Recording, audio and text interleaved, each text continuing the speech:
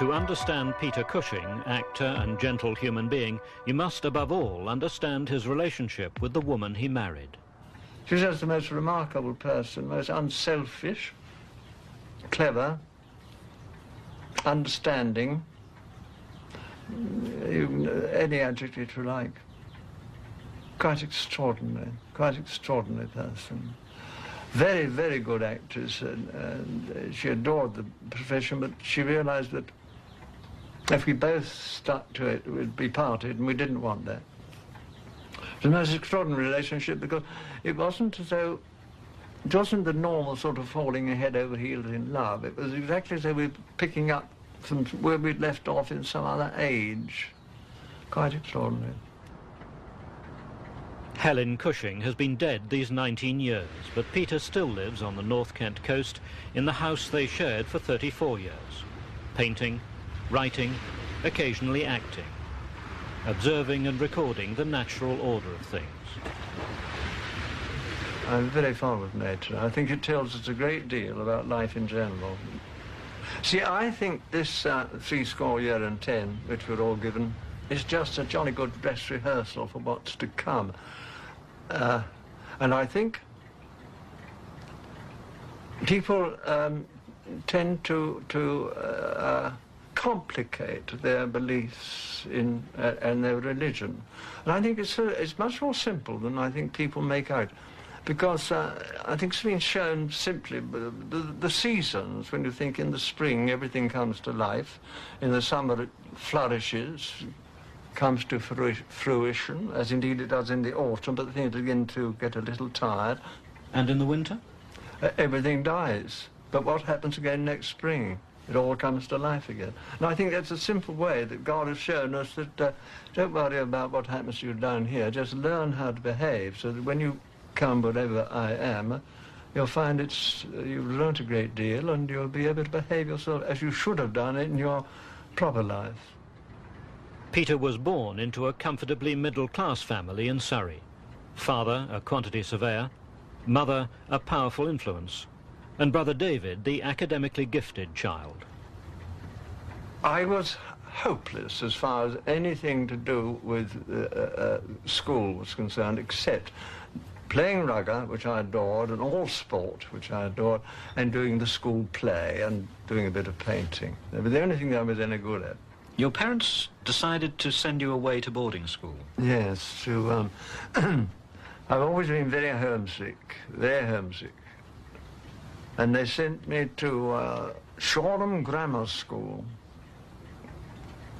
And I only lasted for one term. I just couldn't take it. I remember travelling down in the train from Purley, where we lived, down to Sussex.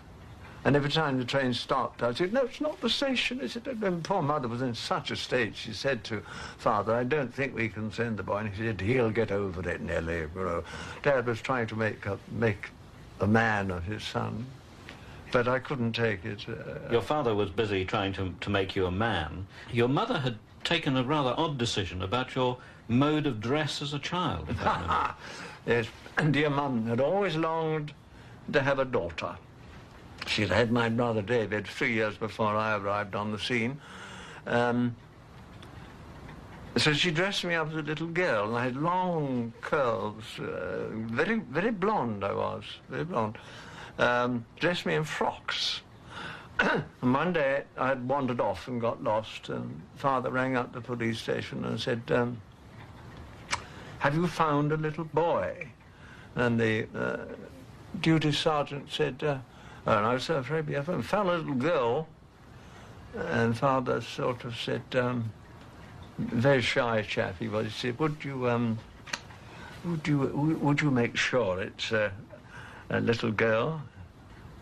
So the penny dropped the other. He said, "Oh yes, hold on, sir, hold on, I'll do that." So Dad waited. He came back and said, "You're quite right, sir. It is a little chap," and that was me. I wandered off in my frock, you know, and I was found paddling in a puddle somewhere. But Father thought, well, that's enough of that, so he gave me a very masculine haircut and dressed me in shorts and a sailor suit. Peter's relationship with his mother was loving but complex. She had a curious way of punishing her children, and she terrified Peter by feigning death. It was a lovely musical comedy called The Maid of the Mountains, in which there was a song,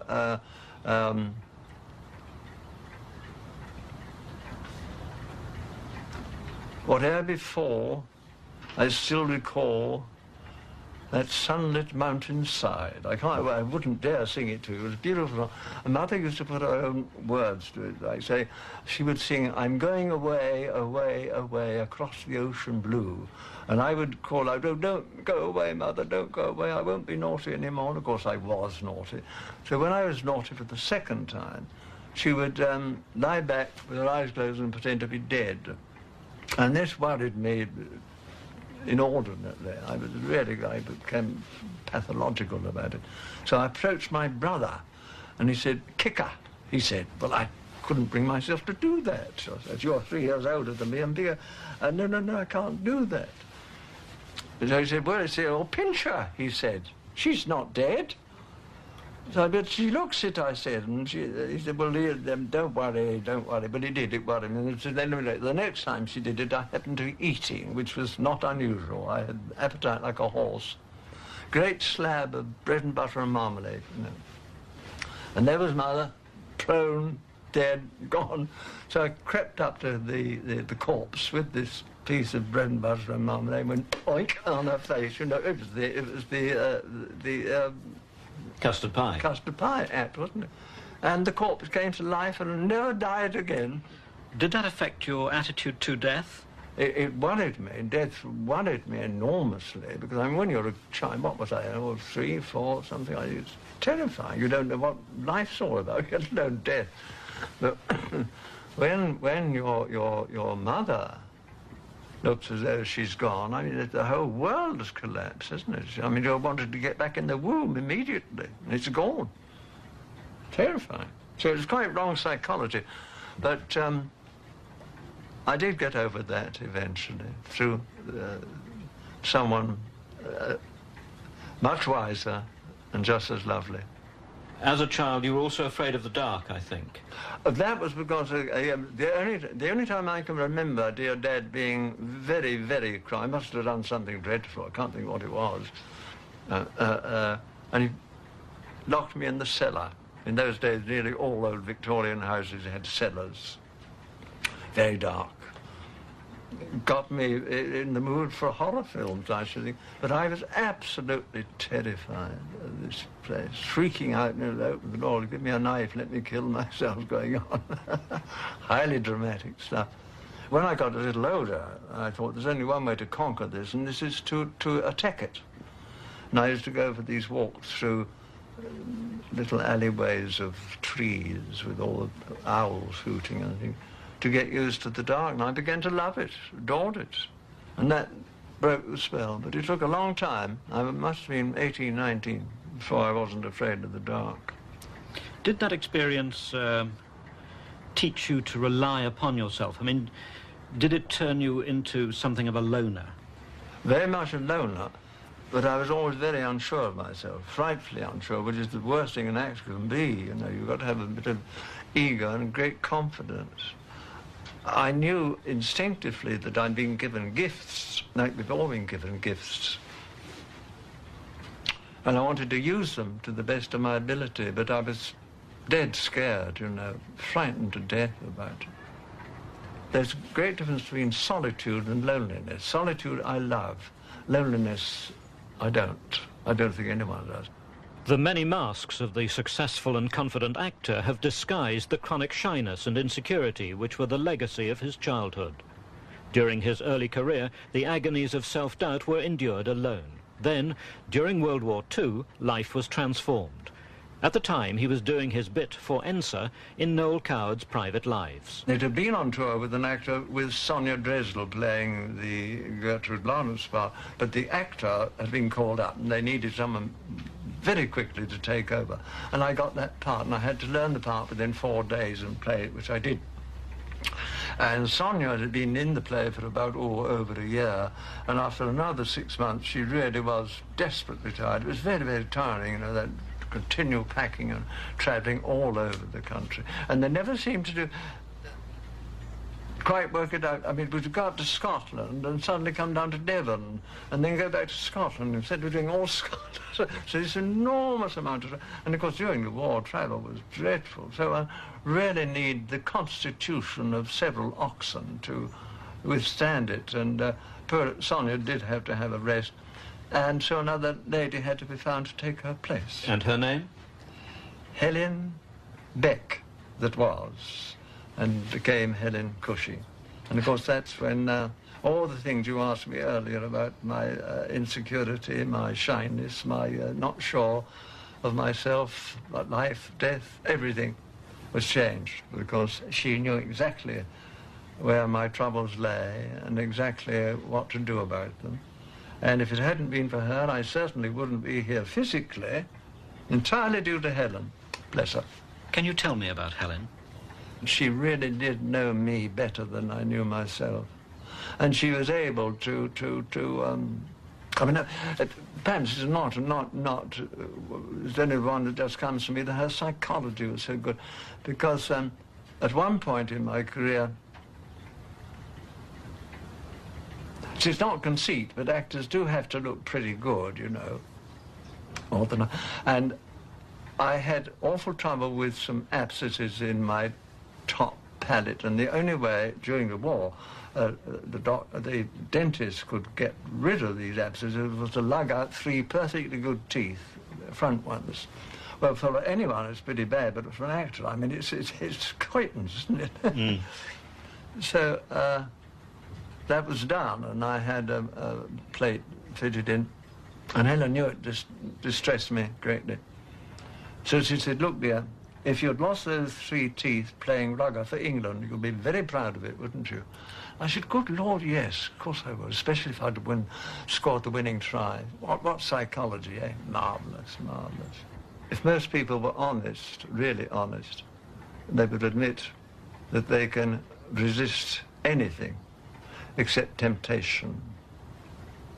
I don't know who said it. It's pretty profound, I think, because it says it all, really, doesn't it? And of course, I have been tempted. We have all been tempted. And I have erred, regrettably, very much regret. Even there, Helen understood and put me right about it. You were married in 1943, I think. Yes, yes. You still have the wedding ring, I think, do you not? Yeah, I have. Oh, you dear fellow. Oh, you have been. There it is. Now, we were broke. And Helen found that for 9 old shillings. I don't know what that'd be in today's money. Isn't that lovely? So that's her ring. This she bought me fairly recently, because we obviously had a bit more money then. And this was my...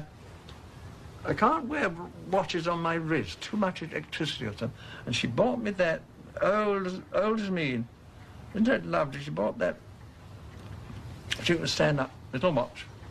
Bought that for me when we were filming in Madrid in the Black Night. Because they used to give you a great deal of money for expenses, but as Helen and I didn't drink, our expenses weren't very much.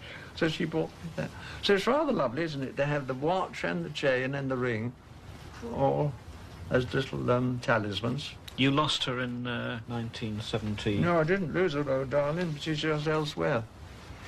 Yeah, 71. It took me 13 years to surface after that. 13 years. I just accepted. I knew the only way to combat it was to just work and work and work and work. So I accepted anything that was offered. People were very good. I'm sure the business really rallied round and made jobs for me, you know, but it was the only, and I went all over the world.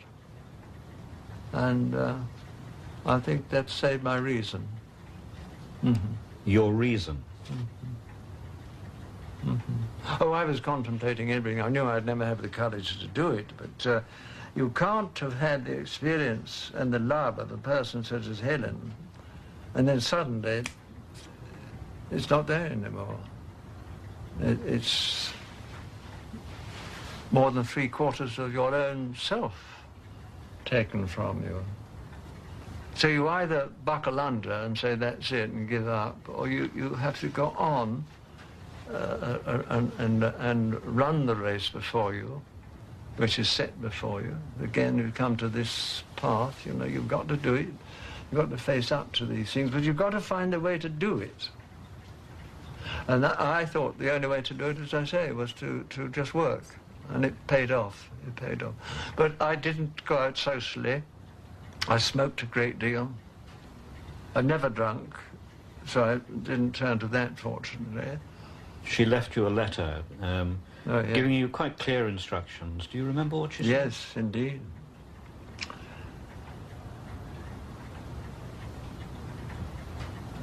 Do not pine for me, my beloved Peter, because that will cause unrest. Do not be hasty to leave this world, because you will not go until you have lived the life you have been given. And remember, we will meet again when the time is right. That is my promise. Pretty good words there, isn't it? Where did you find that letter? Well,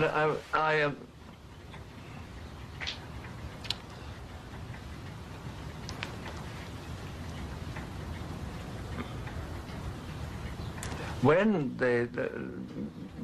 dear Helen just left this world, I went out onto the beach. It got a little mad, I think, you know. But there was a terrific storm blowing, no rain, but tremendous winds, and the sea was pounding in, and all the gulls were reeling around, squawking. And I sort of looked up to heaven and started singing "Happy Birthday to You" for some extraordinary reason. And then a piece of paper blew along, wrapped itself around my legs, and I've always been a bit of a tidy chap, so I pulled it off and shoved it in my pocket without really thinking. And I went indoors and started rushing up and down the stairs, hoping to induce, in a vain attempt to induce a heart attack, so that I could join Helen there and then. Didn't work. Of course, it did the heart a lot of good, that sort of exercise. And then, as I told you, I smoked, and I went to my pocket to get this packet of fags and pulled out this bit of paper. And the first thing that caught my eyes was on the personal column of the Daily Telegraph. They always have a little tract for the Bible, and this one said, in fact, I've kept it. I'll have to read it, because your brain's not what it was. And it says, "Ye now therefore have sorrow, but I will see you again, and your heart shall rejoice, and your joy no man taketh from you." That's John 16, verse 22. Now, what an extraordinary, beyond a coincidence for that to happen at that time.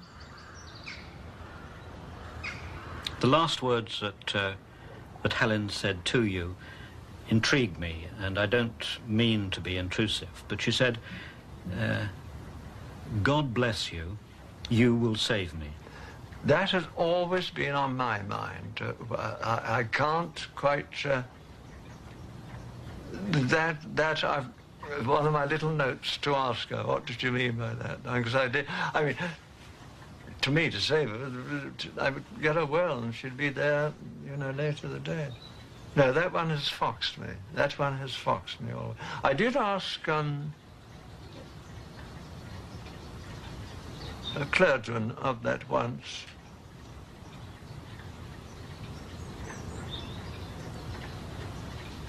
And his reply was, it was one that it helped me so little. I thought the thing to do is forget that entirely. And I can't even remember what it was, but it was so, it wasn't right. It wasn't right. That's what I find strange. I hope we're not being disloyal.